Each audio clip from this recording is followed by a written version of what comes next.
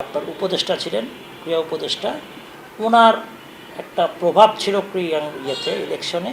সেই প্রভাব আমরা চেয়েছিলাম প্রভাবমুক্ত একটা ইলেকশন, যেটা নিউট্রাল একটা ইলেকশন হবে, সবাই ভোট দেবে, ভোট কেন্দ্রে যেয়ে ভোট দেবে, যাতে একটা সুষ্ঠু নির্বাচন হয়, একটা ভালো যেন একটা ক্রিকেটের সংগঠকদের নিয়ে একটা কমিটি আসে।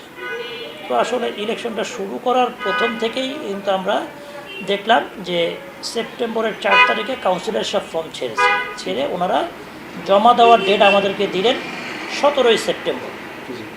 17ই সেপ্টেম্বর দেওয়ার সময় হঠাৎ করে আমরা 16ই সেপ্টেম্বর অথবা 15 কি 16ই সেপ্টেম্বর আমরা জানতে পারলাম এটা 2 দিন এক্সটেন্ড করেছে, মানে 17 থেকে 19-এ নিয়ে গেল।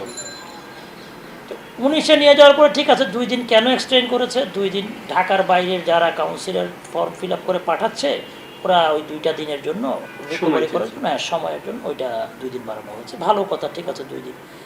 এখন 17 থেকে 19 করলো, 19 করার পর ওনারা 18 তারিখ একটা চিঠি ইস্যু করলো হঠাৎ করে।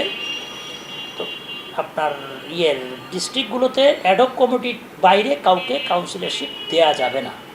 আসলে পূর্বে এই ধরনের কোনো কিছু হয়নি। এর আগে ক্রিয়া সংগঠক, কোনো জেলা থেকে কোনো ক্রিয়া সংগঠক আসতেই পারতেন এবং সাইনিং অথরিটি ছিলেন আপনার জেলা প্রশাসক। জেলা প্রশাসকের সহিত ক্রিয়া সংগঠকরাই আসতেন।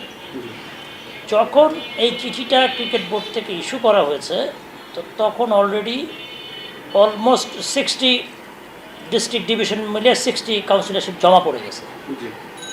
তো ওনারা ওইটা ক্যান্সেল করে নতুন চিঠিটা ইস্যু করলেন। এখন নতুন চিঠিটা ইস্যু করে তারা কি করলেন, আবার ওই ডেটটাকে 19 থেকে 22-এ নিয়ে গেলেন। তো যখন 22-এ নিয়ে গেছেন, এই যে প্রায় 50টা কাউন্সিলরশিপ বা 40টা কাউন্সিলরশিপ তারা যে এক রাতের মধ্যে চেঞ্জ করার জন্য, পরিবর্তন করার জন্য একটা চিঠি দিলেন, তো এইখান থেকেই কিন্তু বোঝা যায় যে হঠাৎ এই সিদ্ধান্ত হবে কেন। এই সিদ্ধান্তটা কিন্তু হতে পারতো 4 তারিখ, সেপ্টেম্বরের 4 তারিখের আগে, যখন কাউন্সিলরশিপ ফর্মটা ছেড়েছে তার আগেই কিন্তু তারা এটা করতে পারত। সেইটা না করে সেরা যখন দেখলো যে বর্তমান প্রেসিডেন্ট যিনি আছেন বুলবুল সাহেব, তো উনি যখন দেখলেন যে না, ওনার হয়তোবা ভোটের জিতার সম্ভাবনা কম, ডিস্ট্রিক্ট থেকে অন্য লোকরা চলে আসতে পারে, উনি যাদেরকে চাচ্ছেন কোর্ট ডিরেক্টর হিসেবে তারা হয়তোবা নাও আসতে পারেন, তো উনি শেষ মুহূর্তে যে এই জিনিসটা, এই মেকানিজমটা উনি করলেন এবং উনি এনএসির মাধ্যম দিয়ে তখন ক্রিয়া উপদেষ্টা ছিল, তার সাথে কথা বলে এই কাজগুলো করেছেন।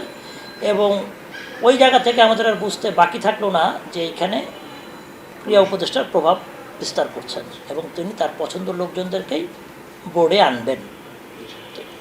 এই ক্ষেত্রে মনে করেন আমাদের ইলেকশন করার না করাটা প্রায় সমানই হয়ে যায়। আমরা তারপরেও কিন্তু আমরা ক্রিয়া উপদেষ্টাকে বারবার অনুরোধ করেছিলাম ওই জন্য একটা সুষ্ঠু নির্বাচনের ব্যবস্থা করে দেন। উইথড্র করার পরেও আমাদের নেতৃত্ব থেকে ক্রিকেট বোর্ডে একটা সাংবাদিকদের মাধ্যমে জানানো হয়েছিল যে উপদেষ্টাকে হয় একটা অ্যাডহক কমিটি করে আপনি নতুন 3 মাসের সময় দিয়ে একটা ইলেকশন করতে দেন, নাহলে আপনি নতুন করে শিডিউল করতে বলেন। কোনো কিছুই আসলে সে মানা হয়নি।